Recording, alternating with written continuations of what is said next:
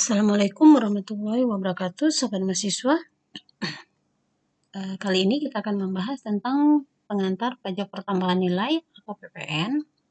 Nah, di sini pajak pertambahan nilai yang akan kita bahas, kalau disingkat itu adalah PPN, di mana N-nya itu adalah huruf kapital. Karena ada lagi PPN, satu lagi, di mana N-nya itu adalah huruf kecil. Nah, kalau N-nya itu PPN, N-nya itu huruf kecil, itu adalah pajak penjualan. Sedangkan yang akan kita bahas di sini adalah pajak pertambahan nilai atau adanya value added ya. Jadi N-nya itu adalah huruf besar. Tuh. Makanya kalau di dalam bahasa asing, bahasa Inggris, itu pajak pertambahan nilai ini disebutnya dengan value added tax. Jadi dia dipungut karena adanya pertambahan nilai dari suatu objeknya. Nah, karakteristik dari PPN ini diatur dalam Undang-Undang Nomor 42 Tahun 2009, ya, undang-undang yang khusus mengatur PPN. Nah, PPN ini termasuk pajak tidak langsung, di mana pengenaannya itu bisa dialihkan ke pihak lain atau pengenaan PPN ini hanya ditanggung oleh si konsumen akhir. Ya, kalau dulu belajar di waktu pengantar pajak itu ada pajak langsung, ada pajak tidak langsung ya. Nah, kalau PPN ini termasuk pajak tidak langsung. Kemudian pajak ini termasuk pajak objektif, jadi dia dikenakan berdasarkan objeknya, dilihat objeknya. Nah, itu lah yang dijadikan sebagai dasar untuk pengenaan pajaknya. Nah, kemudian PPN ini bersifat multi-stage levy, di mana pada setiap rantai jalur produksi dan distribusi itu akan dikenakan PPN. Contohkan di sini, misalkan produsen A. Produsen A nanti ketika dia membeli barang-barang dari supplier, maka dia akan membayar nilai barang tersebut ditambahkan dengan PPN. Kemudian ketika dia menjual ke distributor B, maka dia akan menerima uang plus PPN. Jadi kalau ketika dia membeli dia membayarkan uang plus PPN, ketika dia menjual dia akan menerima uang plus PPN. Ya. Nah, kemudian ketika si distributor B menjual ke distributor C, dia akan dikenakan lagi PPN sampai akhirnya ke tangan konsumen. Jadi di setiap jalur rantai produksi dan distribusi tersebut, dia dikenakan PPN. Kemudian PPN ini bersifat non akumulasi. Jadi dia tidak diakumulasikan. Jadi setiap jalur tadi nanti dia akan dikreditkan ya. Nah, makanya pembayaran ke kas negaranya ini menggunakan metode pengkreditan atau indirect subtraction method. Nah, contohnya begini. Tadi kan produsen A ketika dia membeli ke supplier seharga 2.000, dia akan dikenakan PPN sebesar 200. Artinya barang yang dia beli 2.000 ditambah PPN 200, maka dia akan membayar 2.200. PPN 200 yang dia bayar itu akan menjadi pajak masukan. Jadi pajak masukan itu adalah PPN yang dibayarkan ketika dia membeli suatu barang. Kemudian ketika dia menjual barangnya kepada distributor B, maka dia akan memungut PPN. Sehingga uang yang dia terima itu adalah harga barang plus PPN. Nah, nanti ketika di akhir masa pajaknya, nilai keseluruhan PM dan PK-nya itu akan disandingkan. Jika PM-nya itu lebih kecil daripada PK-nya, maka statusnya adalah kurang bayar. Tapi jika PM-nya lebih besar daripada PK-nya, maka statusnya adalah lebih bayar. Nah, di sini kalau kita lihat PM-nya itu 200, PK-nya 350, maka si produsen A nanti akan membayar ke kas negara sebesar 150 sebagai kurang bayar dari PPN-nya tadi. Kemudian selanjutnya, PPN ini dikenakan atas konsumsi dalam negeri. Jadi hanya untuk konsumsi dalam negeri. Bagaimana kalau misalkan dia membeli suatu barang, tapi digunakannya di luar negeri. Misalkan ada orang asing nih membeli barang di Indonesia, atau kemudian barang tersebut digunakan di luar negeri, maka pada saat dia membawa barang tersebut ke luar negeri, dia boleh mengajukan tax refund ya, refund pajaknya. atau refund PPN yang sudah dia bayarkan tadi. Selanjutnya, unsur-unsur PPN. Subjek yang melakukan penyerahan barang kena pajak atau jasa kena pajak atau yang disingkat dengan BKP dan JKP itu adalah pengusaha kena pajak atau disingkat dengan PKP, ya. BKP itu adalah barang kena pajak, JKP adalah jasa kena pajak, kemudian PKP adalah pengusaha kena pajak. Jadi yang subjek yang melakukan penyerahan barang kena pajak atau jasa kena pajak itu dinamakan dengan pengusaha kena pajak. Nah, pembahasan untuk pengusaha kena pajak itu nanti di slide berikutnya kita bahas. Ya, kemudian objek pengenaan PPN. Objek pengenaan PPN itu adalah kegiatan penyerahan konsumsi barang kena pajak atau jasa kena pajak. Ya, di sini kata-katanya itu adalah penyerahan. Jadi bukan penjualan atau pembelian. Karena tidak selalu yang namanya penjualan atau pembelian itu tidak selalu yang namanya penyerahan itu adalah penjualan atau pembelian, ya. Jadi tidak selalu penyerahan itu adalah penjualan atau pembelian. Misalkan ada penyerahan barang dari kantor cabang atau dari kantor pusat ke kantor cabang, di mana kewajiban perpajakannya tidak terpusat, ya. Jadi dia berbeda. Nah, kalau transaksinya tersebut terjadi antara pajak antara pusat dengan cabang, maka itu akan dikenakan PPN karena kewajiban perpajakannya tidak kewajiban perpajakannya terpisah, ya. Tuh. Kemudian selanjutnya wilayah pengenaan PPN itu adalah wilayah dalam daerah PPN, artinya di dalam wilayah Republik Indonesia. Dasar pengenaan pajaknya Dasar pengenaan pajak PPN adalah dasar bagi perhitungan tarif PPN. Jadi di PP-nya itu nanti yang akan dikalikan dengan tarif PPN-nya. Saat-saat penting PPN. Ada 3 poin waktu saat-saat penting dari PPN. Yang pertama adalah saat terutang PPN. Saat terutang PPN adalah saat terjadinya konsumsi atau penyerahan barang kena pajak atau jasa kena pajak. Kemudian saat penerbitan faktur pajak. Nah, saat penerbitan faktur pajak ini tergantung pada mekanisme PPN. Ada pakai mekanisme umum, ada pakai mekanisme khusus. Nanti akan dibahas tentang mekanisme ini di slide berikutnya. Kemudian saat pembayaran PPN. Nah, saat pembayaran PPN ini dapat dilakukan dengan cara dibayarkan secara langsung atau dititipkan kepada pihak penjual. Nah, ini ada 2 mekanisme pembayaran PPN. Yang pertama adalah dengan menitipkan uang pajak kepada pihak penjual. Nah, ini mekanisme umum. Jadi seperti yang biasa berlaku umum, ya. Misalkan kita beli barang di suatu supermarket atau kita beli elektronik atau apapun itu yang barang kena pajak, kemudian harga yang kita bayarkan itu adalah harga barangnya plus PPN. Karena kewajiban PPN-nya itu atau uang pajak PPN-nya itu kita titipkan kepada penjual untuk disetorkan ke kas negara. Nah, kemudian ada yang cara membayar langsung kepada negara, ya. Nah, kalau dengan atau mekanisme khusus. Kalau mekanisme khusus itu justru eh, yang membayarkan ke kas negaranya itu adalah si pembelinya. Kalau tadi mekanisme umum yang membayarkan ke kas negara itu adalah si penjualnya, maka kalau yang mekanisme khusus yang membayarkan ke kas negara itu justru adalah si pihak pembelinya, ya. Nah, perbedaan mekanisme tersebut karena kondisi atau situasi yang berbeda pula.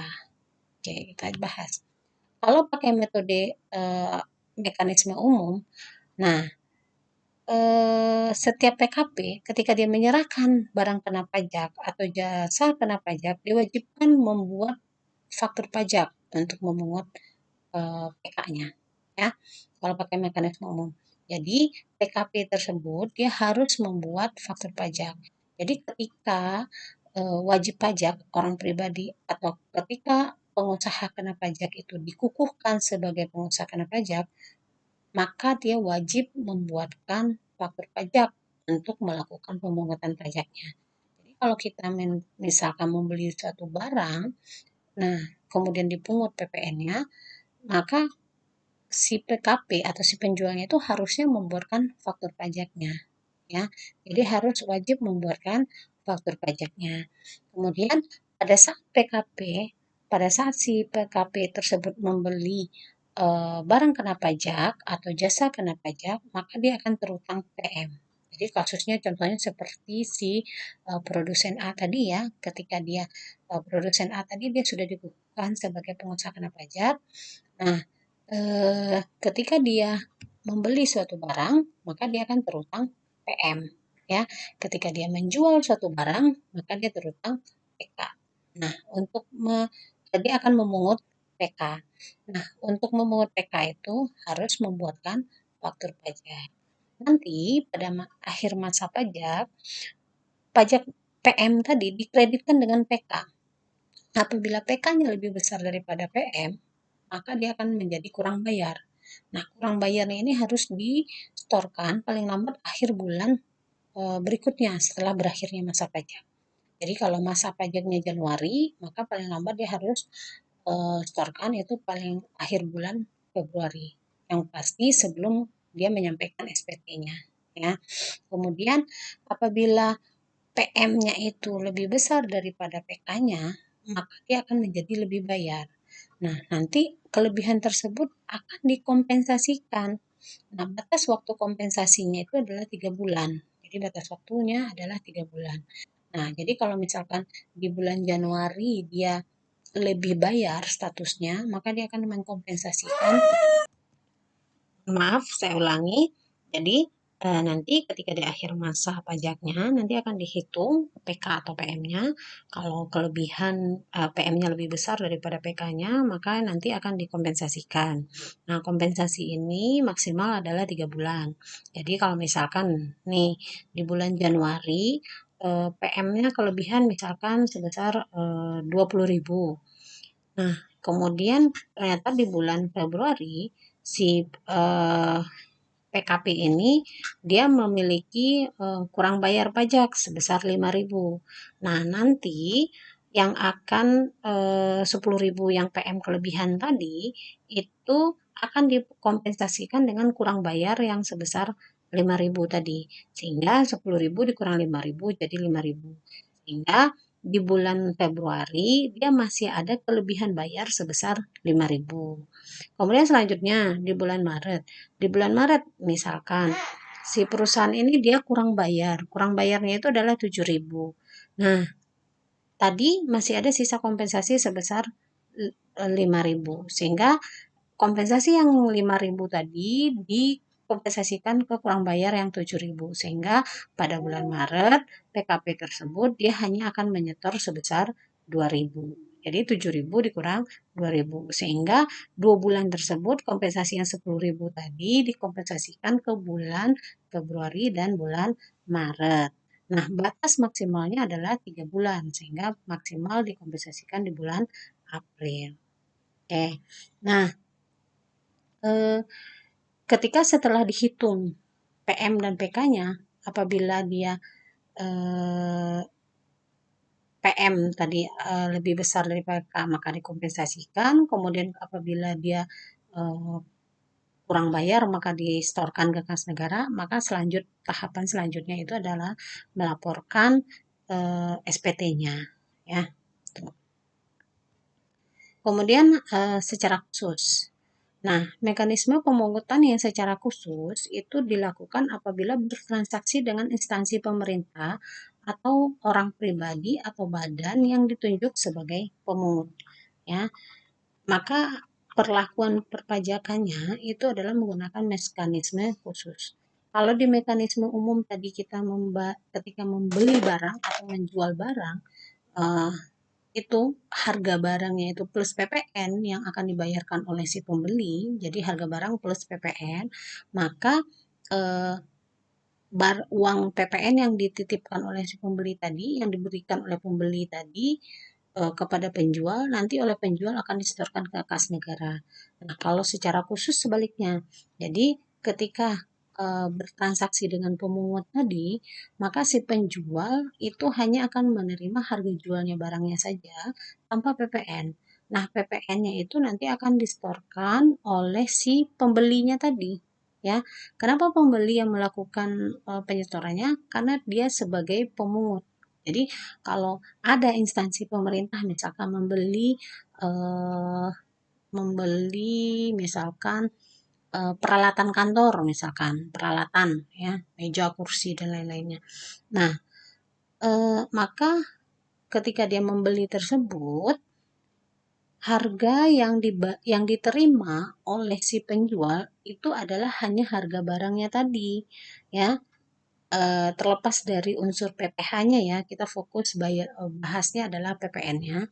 Nah, harga yang dia terima itu adalah harga dari barang itu sendiri, uang yang diterima. PPN-nya, kewajiban untuk membayarkan PPN-nya, menyetorkan ke kas negara, itu akan dilakukan oleh si instansi pemerintah tadi. Nah, si penjual kewajibannya apa? Kewajiban penjual itu adalah membuatkan faktur pajak.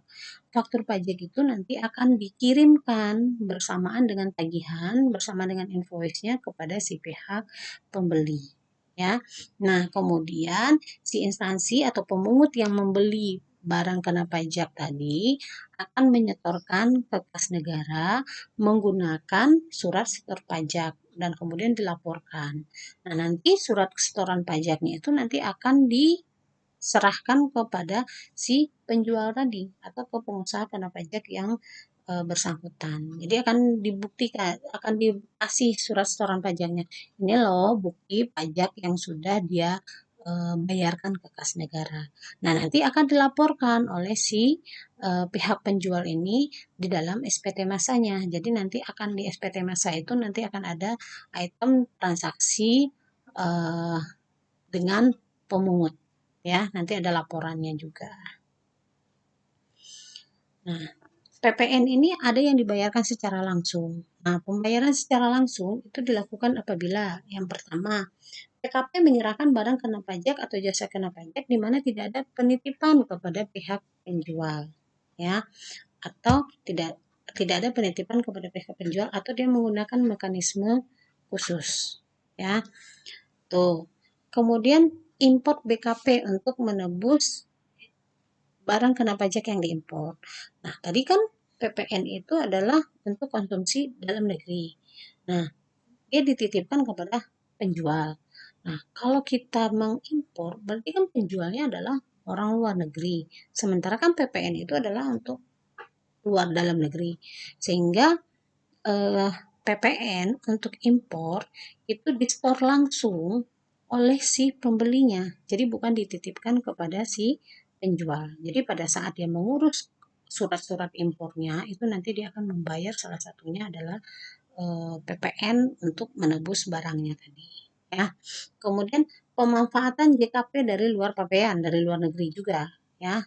Nah, kemudian pemanfaatan barang kena pajak tidak berwujud dari luar pabean, sama ya, impor juga. Kemudian kegiatan membangun sendiri, kegiatan membangun yang dilakukan sendiri. Nah, kegiatan membangun sendiri ini maksudnya tidak menggunakan kontraktor. Jadi eh, kegiatan membangun yang luasnya itu di atas 200 meter. Kemudian ketika dia membeli bahan-bahan bakunya itu, yang membeli bahan-bahan bangunannya itu, kemudian ada unsur PPN-nya, maka dia akan menyetorkan ke eh, akan menyetorkan ke kas negara, ya. Kemudian terjadi penyerahan aktiva yang semula tidak untuk diperjualbelikan. Nah, poin 5 dan 6 ini nanti akan ada bagian khusus sendiri akan menjelaskan mengenai kegiatan membangun sendiri dan penyerahan aktiva menurut tujuan semula tidak untuk diperjualbelikan di pembahasan berikutnya, ya. Jadi kemudian SPT masa PPN yang statusnya adalah kurang bayar. Selanjutnya adalah objek PPN. Objek PPN yaitu adalah yang pertama adalah penyerahan BKP dalam daerah pabean, ya, yang dilakukan oleh pengusaha. Kemudian ada impor barang kena pajak, penyerahan JKP dalam daerah pabean, kemudian pemanfaatan barang kena pajak atau BKP tidak berwujud, ya, pemanfaatan JKP dari luar daerah pabean, ekspor BKP, kemudian ekspor BKP tidak berwujud, dan ekspor JKP oleh PKP. Jadi inilah yang menjadi objek dari PPN, ya. Kata-kata penyerahan di sini, ya, yang lebih utamanya adalah penyerahan.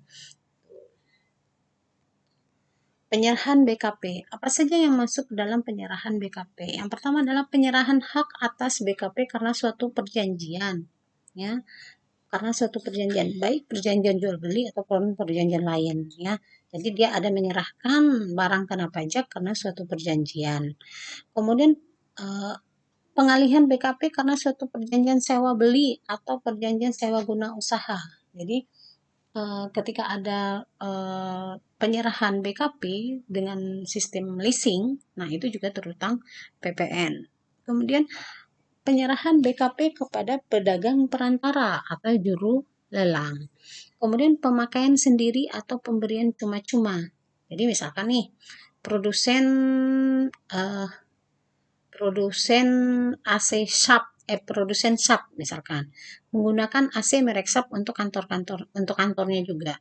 Nah, penggunaan sendiri AC untuk di kantornya Sharp itu juga akan terutang PPN. Atau misalkan Sharp memberikan sumbangan ke panti asuhan berupa berapa unit AC misalkan. Nah, itu juga terutang PPN, ya, pemberian cuma-cuma. Kemudian BKP berupa persediaan atau aktiva yang semula tidak untuk diperjualbelikan. Jadi misalkan nih ada aset yang dibeli, misalkan si perusahaan tersebut dia mempunyai peralatan mesin. Nah, mesinnya ini tujuannya itu memang tidak untuk diperjualbelikan, untuk digunakan dalam aktivitasnya si perusahaan.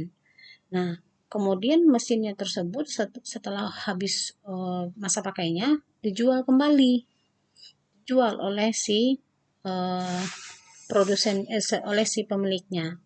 Nah, ketika mesin tersebut dijual, maka dia akan terutang PPN, ya, dengan terutang PPN. Kemudian penyerahan BKP dari pusat ke cabang atau sebaliknya dari cabang ke pusat, ya, di mana kewajiban perpajakannya itu ini tadi adalah tidak terpusat atau terpisah, maka dia akan dianggap sebagai penyerahan barang kena pajak. Penyerahan barang kena pajak secara konsinyasi. Penyerahan barang secara konsinyasi atau dititipkan, ya, misalkan Tas Ige menitipkan penjualan barangnya ke Matahari, ya, department store. Nah, itu disebut dengan konsinyasi. Nah, itu juga terutang PPN, dianggap penyerahan barang kena pajak. Kemudian penyerahan barang kena pajak dalam rangka perjanjian pembiayaan yang dilakukan berdasarkan prinsip syariah.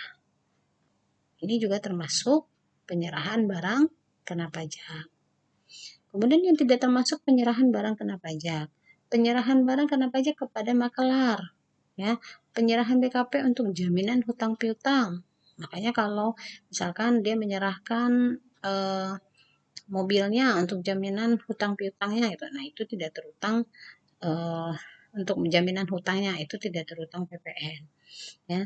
Kemudian penyerahan BKP antara pusat cabang atau cabang pusat yang yang pajaknya itu dilakukan secara terpusat gitu, ya, dalam hal PKP melakukan pemusatan tempat pajak terutang. Jadi dia tidak terpisah, ya, kewajiban perpajakannya antara cabang dan pusat. Kemudian pengalihan barang kena pajak dalam rangka penggabungan, peleburan, pemekaran, pemecahan, pengambil alihan usaha dengan syarat pihak yang melakukan pengalihan dan penerima pengalihan adalah pengusaha kena pajak, ya. Jadi kalau misalkan ada perusahaan kemudian bangkrut, kemudian atau kemudian digabung, ya, perusahaan A dan perusahaan B digabung.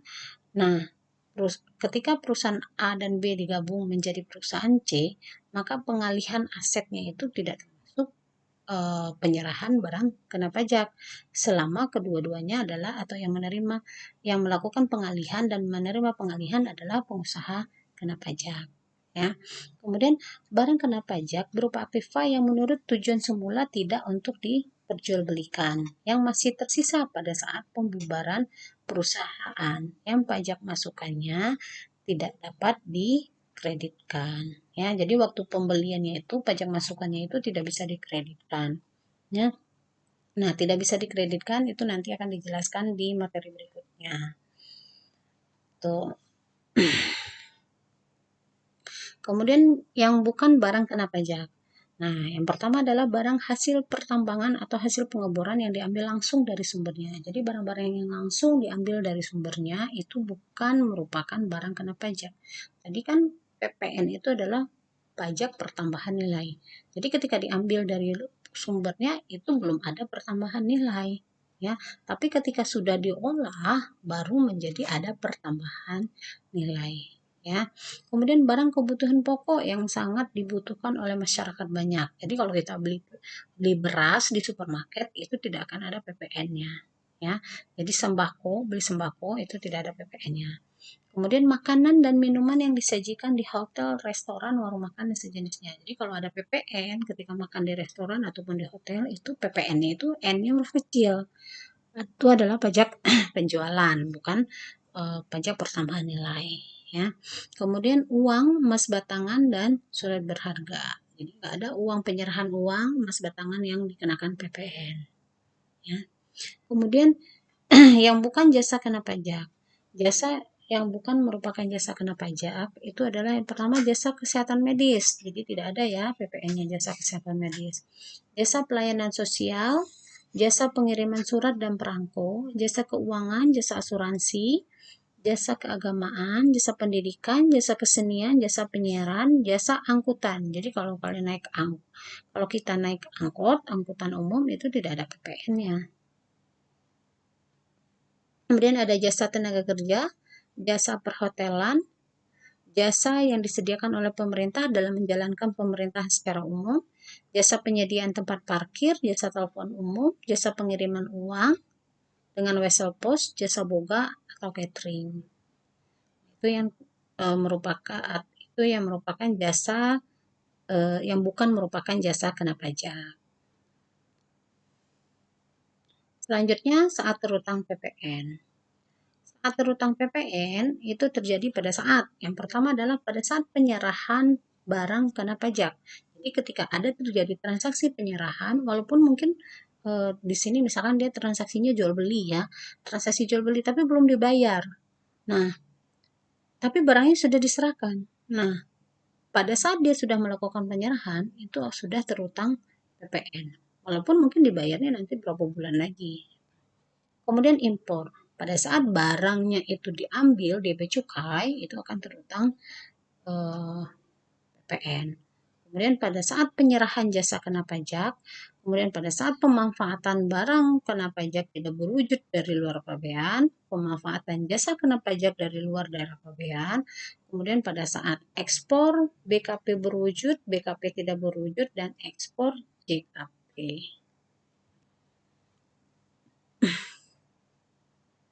Tempat terutang PPN.